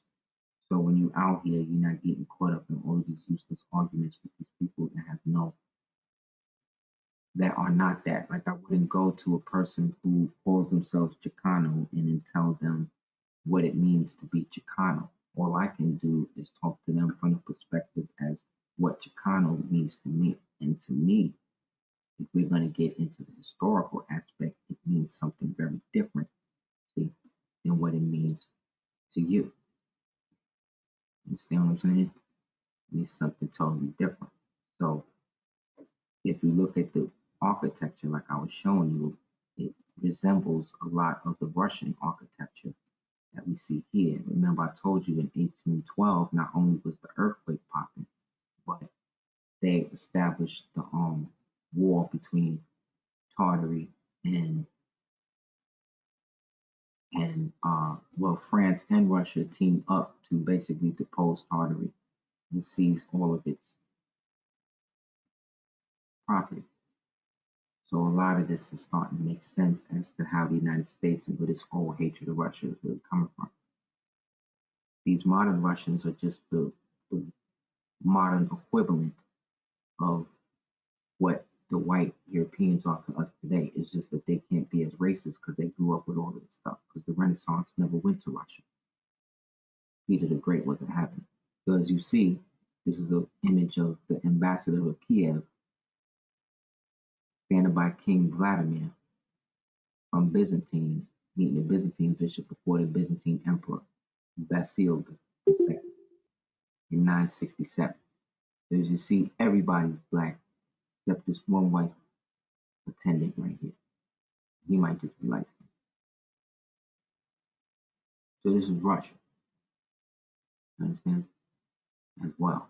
And in Russia was people by Asiatics. Right? Who they also call Tartars. Just like they call us barbars. See? The same thing. You just got to get over all of this division that everybody's putting in and focus on establishing us individually and then collectively doing something. Because I'm showing you the family tree and we're all a part of it. And they are too. They just exclude themselves by the tribalism. But if we are really a race of high priests, that's a different way to look at stuff. That explains a lot. You know what I'm saying? So according to the Nuremberg Code, as we close, again, they are forbidden to do things that disrupt our natural physiology. And that if they do, they can be tried for war crimes. Under Article 6, Section 3, in no case should a collective agreement or the consent of a community leader or any other authority substitute for an individual's informed consent, which means you have to tell me everything about it. And not only that, if I decline it, you can't force me to take it. Understand? Leaders should be aware that mandating masks on citizens of a nation and preventing their access to food, healthcare, transport, or education if they don't comply is a war crime. Masks or any other medical intervention must remain voluntary. All right? So this is where the vaccine and the and the consent and all of that come to bear. because now there's different venues that can be put in, and based upon the equity value at $484.34 a gram of melanin, and attaining that to all of this per capita so-called black people being killed and disappeared, it can be shown that if we start to apply that to the rise in the equity of these companies that have these specific demographic and targeted markets, that we can show that there's a connection. You know what I'm saying? So again, they don't want to take it there. So having that in terms of the vaccination exemption and stuff like that should definitely be thrown in there in terms of it being a war crime and citing the actual Nuremberg joint, just in case they ever try to take it there, which they trying, but not enough people are understanding what they're really striving to do, that they basically are taking the place of the Nazis, and that the whole regime, which is worldwide now, has proven itself to be complicit. Not because I say so, because the Australian government, Department of Health, has no record of a COVID-19 virus isolated from any human on the planet. You can write the Australian government and they'll give you a copy of the report. So that's that. So again, our genetics are being harvested. We need to understand that, and we need to preserve them as much as possible. You know what I'm saying? And we need to collectively work together for group economics and cultural Muslim customary law, in my opinion, to be able to move things forward, regardless of whether you're Hebrew, whatever. You know what I'm saying?